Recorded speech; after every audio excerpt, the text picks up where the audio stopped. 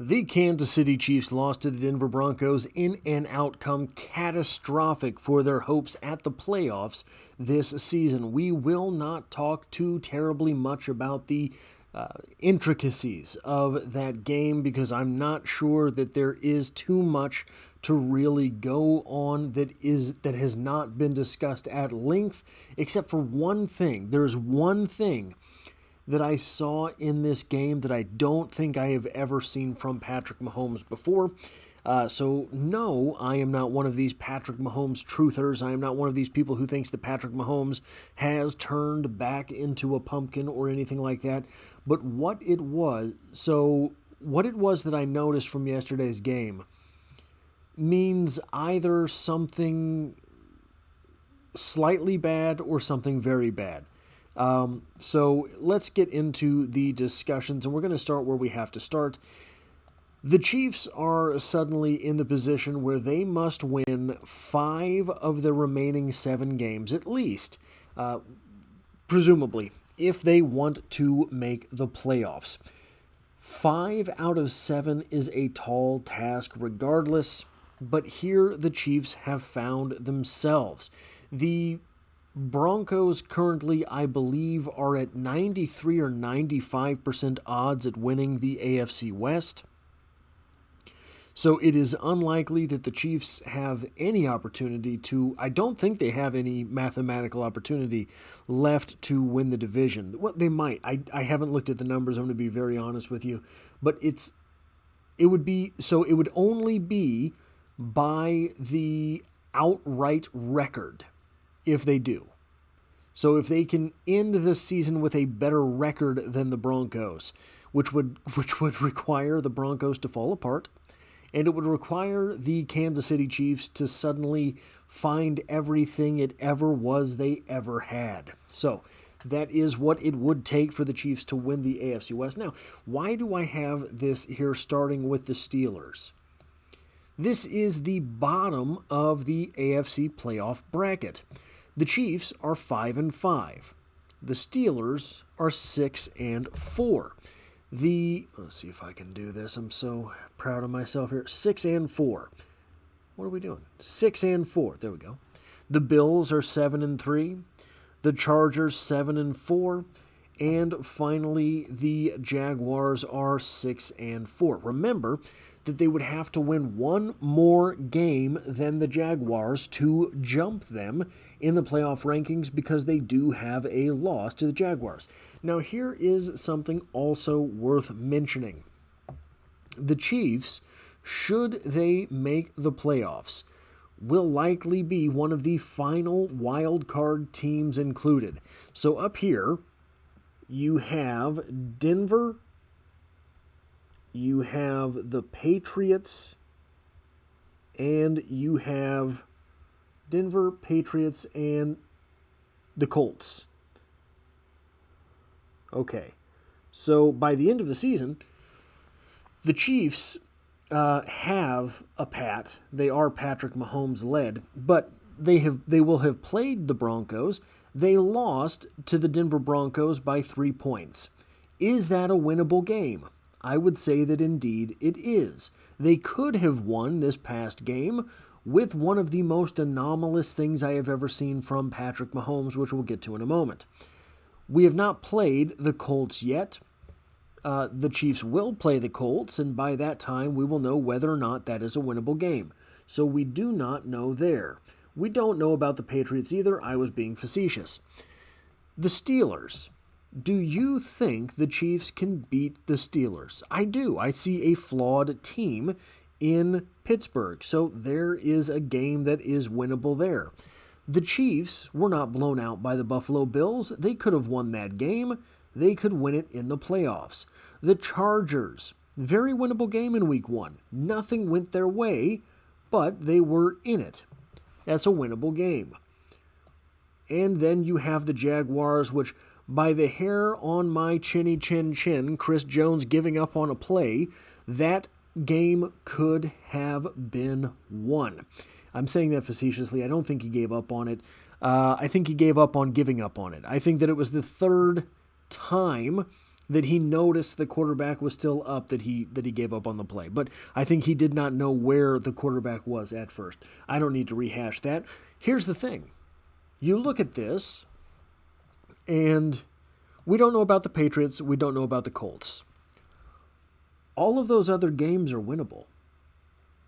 Should the Chiefs find their way into the playoffs, they don't have to be scared of anyone. I don't think they have to be scared. I do. Okay, so maybe the only two question marks are the teams they have to be scared of. Maybe the Colts, because the Colts, I think, are, I won't say a team of destiny, but they are a team that really believes in themselves, which sometimes looks like a team of destiny.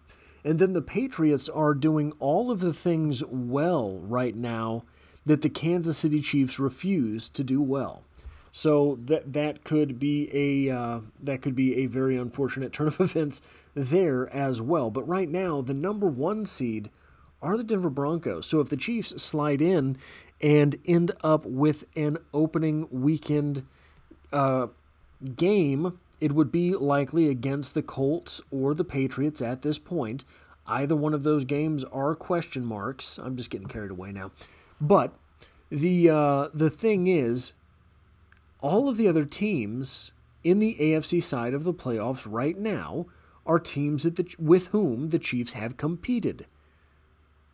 And do you take the edge on, do you put the edge with Patrick Mahomes in the playoffs? Maybe. Here's where things get a little bit less than great. So this is the team you're probably competing with for that last spot right now, the Jaguars. They are currently 6-4. They're one game ahead. You have to win two more. You have to win at a pace two better than the Jaguars, right? You have to get to their 6-win total, and then you have to win one more than they end up winning. Well, one of the next games is against the Cardinals, who have looked like trash water. Another one is the Titans, who are trash water. Another one is the Titans, who are trash water. Then you've got the Colts. So that's maybe one that they could lose. Then you've got the Broncos. That's one that maybe they could lose. Then you've got the Colts again, maybe one that they could lose. And then you have the Jets, who are currently and perpetually trash water. So you're looking at, they're going to have to lose two of those three difficult games, right? And look, it's the NFL. They could lose to the Cardinals. They could lose to the Titans one of these two times, right? That's a divisional foe. So whatever the case is, it could happen. But the Chiefs do need some help. So it's going to be an interesting end of the season, hopefully more interesting than not. 3 final points here. Pardon me. I have said that this is the most talented team of the Mahomes era. They are a team that currently finds themselves 5-5. I stand by that. Last year they went to the Super Bowl, and we went through. We've been going through this since August. We've been going through this since at least August. Name a position group that is markedly worse than last year's team. Name a position group that is not marginally, at least, better than last year's group. The only thing you're really looking at as far as losses are concerned that have been problematic, I guess Tershawn Wharton. Tershawn Wharton was more important than I had given, than for which I had credited him. Which is wild. He's doing okay in Carolina. I checked on him just the other day. He's doing okay. He's not doing fantastic. So maybe it was really lining up next to Chris Jones that made him look good because he was getting 0 double teams. But even then, guys, I was not on the Chris Jones is toast bandwagon. The past couple of weeks I've bought a ticket. I'm not on the bandwagon, but I've bought a ticket. I cannot tell you where that problem lies. I cannot tell you why they're not winning games. You can say the coaching all you want. You can say Patrick Mahomes, if you were one of those, all you want. And I'm not... Look, you get to have your opinion, right? I don't think that's the right one. I think that he does miss a few throws every game. I think he's always kind of missed a few throws every game. He's not making the magical ones. That could be it, right? He's not really making any magical throws.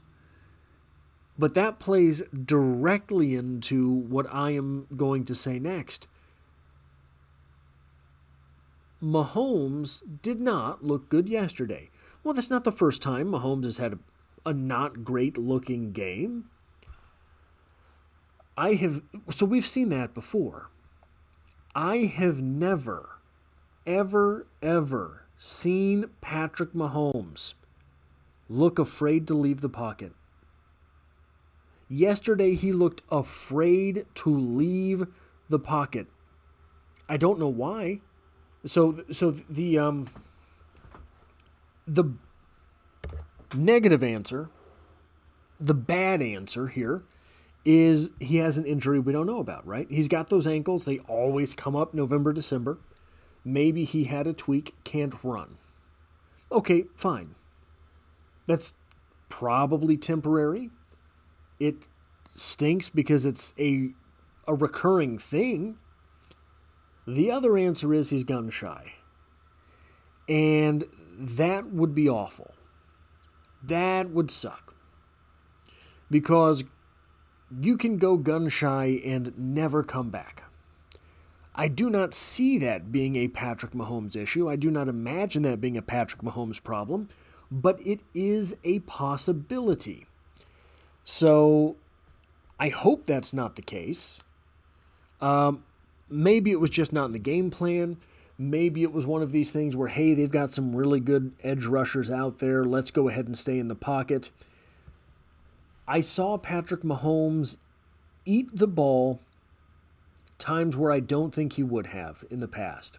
I saw Patrick Mahomes refuse to break the pocket at times. So one of the final throws to Brashard Smith in the flats, he was not, to the best of my recollection, directly in stress.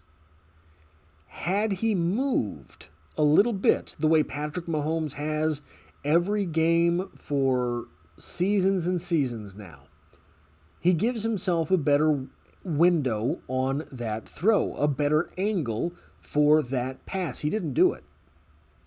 Didn't even attempt it. And it ended up being an incompletion that dearly cost the Kansas City Chiefs. Here's the last thing I'll say, because I have to say it because I don't know what else to do with it. The Kansas City Chiefs last year, look, they've been good during the Mahomes era, winning one-possession games in general, right? You get the ball last and you've got Patrick Mahomes, you have a chance to win. And a lot of times, Patrick Mahomes has pulled that off. That's a one-possession ball game. People said for years now, but especially after last year, people have said, look, it's going to come back around, right? The other shoe is going to drop. It's going to switch feet. You're going to find yourselves at the evening out stage of the one possession ball game luck. And I didn't believe them. I certainly did not expect for that all to come at once. One possession football games are not really often as portrayed. They're not as often as they're portrayed by chance, right? A lot of times at the end of ball games, what happens is you are up by 10 points. And you know, I can hold the ball for 2.5 minutes here. If I get the ball back, I can hold it for 2.5 minutes there. That's 5 minutes. I can punt. And I can even give up the touchdown. And as long as I recover the onside kick, which, let's face it, the NFL has done away with onside kicks, so long as I recover the onside kick, I've won the football game. So you're up 10 with 8 minutes left. You can run 5 minutes of game time off the clock. That's 3 minutes. The opposing offense has to score in less than 3 minutes to have a mathematical chance. Say that again. You have a 10-point lead with half the fourth quarter to go. The offense has to score, the opposing offense has to score in less than 3 minutes to have mathematical viability. Depending on timeouts, etc., right? But usually you're saving those. You want to save those, a lot of them, for when you have the ball in case things go wrong, right? But yeah, you want to stop the clock on defense, but really you want to get stops on defense because you know what those plays cost. That's how most one-possession games in the NFL happen. They're not real one-possession games. They're two-possession games that ended up with a single score separating the teams when the control and narrative of that game was not so. This year, I don't even know. I can't even tell you, with the 10 games the Kansas City Chiefs have played, what it is that is keeping them on the losing end of every single one of them. Remember, last year, we would have rioted in the streets in order to have a two-possession victory. This team has done a lot of that, almost as often as they've won. But they've lost all of those one-possession ball games. Anyway, guys, that's all I have for this one. If you like or appreciate what it is that I do here, hitting the like button really does help me out, as it tells YouTube to share this video with other Kansas City Chiefs fans. And as always, I hope to have you back for the next one.